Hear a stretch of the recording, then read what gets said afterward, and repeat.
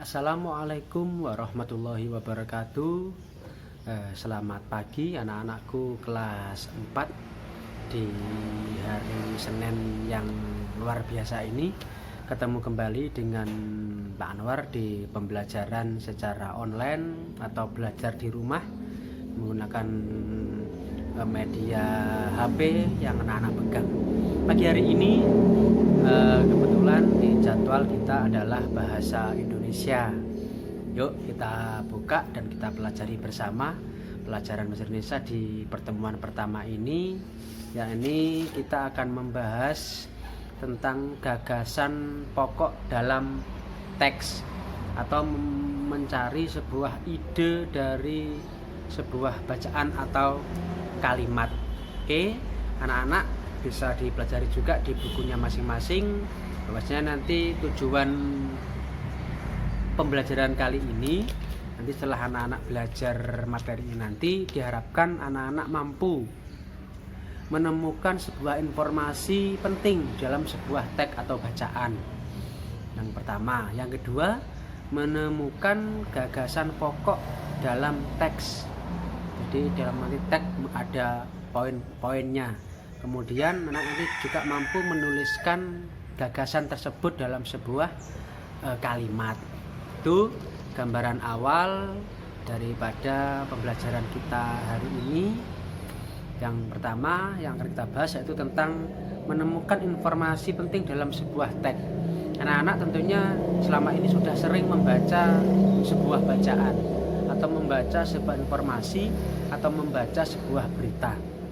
Tentunya dari sekian banyak lembar teks yang anak-anak baca atau sekian banyak bacaan yang anak-anak baca, di situ ada titik poin atau ada kalimat utama atau ide pokok ini. Jadi intisari sebuah bacaan tersebut ini. Jadi tidak semua bacaan itu mengandung unsur pokok, tapi ada penjabaran-penjabaran. Nah, oleh karena itu ini di dalam membaca sebuah bacaan atau membaca sebuah teks atau membaca sebuah pelajaran, ini anak tidak cukup hanya satu kali membacanya, bisa berkali-kali diulang-ulang sampai dengan paham atau dipahami betul bagaimana isi atau maksud daripada bacaan tersebut. Kemudian yang berikut adalah tidak semua bacaan di masing-masing paragraf itu memiliki ide pokok. Terkadang ide pokok itu ada yang di depan, di tengah, ada juga ada yang di akhir bacaan. Oke. Kemudian ini yang berikutnya adalah kita akan mencoba menemukan gagasan pokok dalam teks.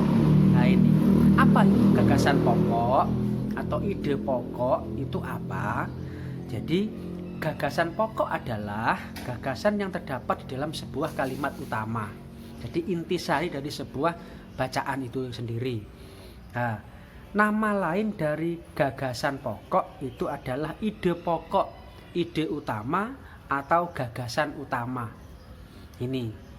Kemudian gagasan utama ini biasanya menjadi dasar pengembangan sebuah paragraf. Jadi ada kalimat utama, ide pokok utama nanti dijabarkan menjadi sebuah beberapa paragraf. Kemudian bagaimanakah ciri-ciri daripada kalimat utama itu? Jadi kalimat utama itu memiliki sebuah ciri-ciri. Yang pertama adalah bersifat lebih umum dari kalimat lainnya. Jadi sifatnya itu umum. Nanti akan dijabarkan kembali menjadi poin-poin khusus. Yang pertama. Yang kedua, biasanya terletak di awal kalimat atau bacaan atau di akhir paragraf. Jadi biasanya itu ide pokok atau gagasan pokok itu terletak di awal sebuah bacaan atau kadang juga di tengah, kadang juga di akhir. Ini. Yang ke C, dapat berdiri sendiri jika kalimat lain dihilangkan.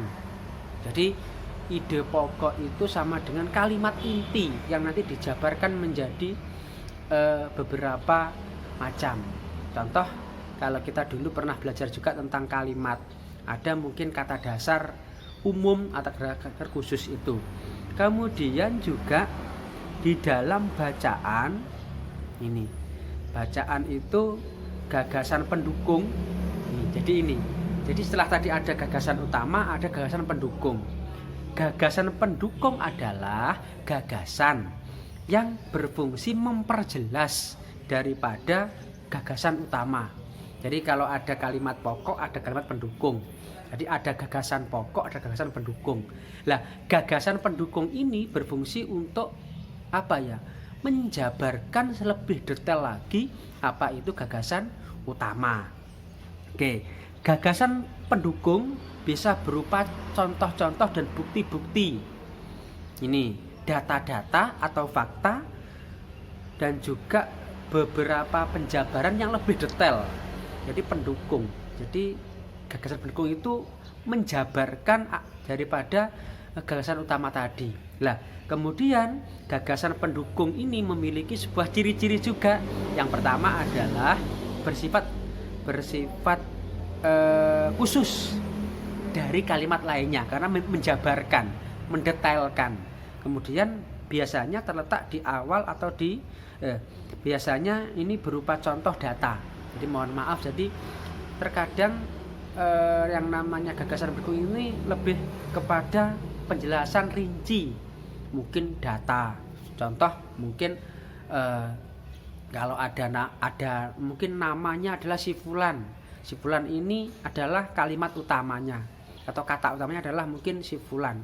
Lah, pendukungnya si fulan itu lahirnya tanggal berapa, di mana, kemudian hobinya apa, rumahnya di mana. Ini contoh daripada kalimat atau kata pendukung daripada gagasan utama. Yang berikut, satu paragraf ini bisa terdiri dari beberapa kalimat. Jadi yang namanya kalimat pendukung ini yang menjabarkan sedetail mungkin, bisa terdiri dari beberapa kalimat. Kemudian juga tidak dapat berdiri sendiri, dan apabila dihilangkan maka kalimat tersebut akan sulit dipahami. Jadi ini gambaran singkat tentang materi awal kita di pagi hari ini di pelajaran bahasa Indonesia. Ini tentang gagasan pokok dalam teks. Intinya adalah anak-anak ini nanti bahwa di dalam setiap membaca bacaan, membaca pelajaran harus tahu poin-poin pokoknya. Kira-kira seperti apa bacaan itu, karena di dalam sebuah bacaan tentunya memiliki sebuah maksud atau tujuan. Ini mungkin menginformasikan sesuatu atau memberikan sesuatu penjelasan agar si pembaca itu paham. Nah, kita sebagai pembaca pun harus pandai-pandai memilah-milah mana itu ide pokok, mana itu gagasan pokok, mana itu pendukung. Jadi banyak sekali kalimat-kalimat yang kita baca atau mungkin bacaan yang kita baca, terkadang kita sulit untuk memahaminya. Apa maksud dari itu? Lah, ini berarti mungkin kita kurang memahami, sehingga membaca sebuah bacaan itu tidak cukup satu kali, terkadang 2 kali, 3 kali sampai kita paham apa yang dimaksudkan dari bacaan tersebut. Itu saja anak-anak materi pada pagi hari ini sebagai pembuka pelajaran bahasa Indonesia kelas 4. Tetap semangat, dan nanti coba akan Pak Anwar kirim tugas anak-anak seperti biasa.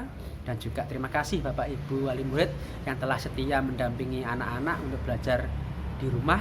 Tetap jaga kesehatan, jaga diri, dan tetap di rumah saja. Dan akhirnya mohon maaf bila mungkin penjelasan Pak Anwar kurang paham atau mungkin sangat singkat sekali. Nanti anak bisa detailkan atau membaca lebih lanjut di bukunya masing-masing. Terima kasih. Akhirul kalam. Assalamualaikum warahmatullahi wabarakatuh.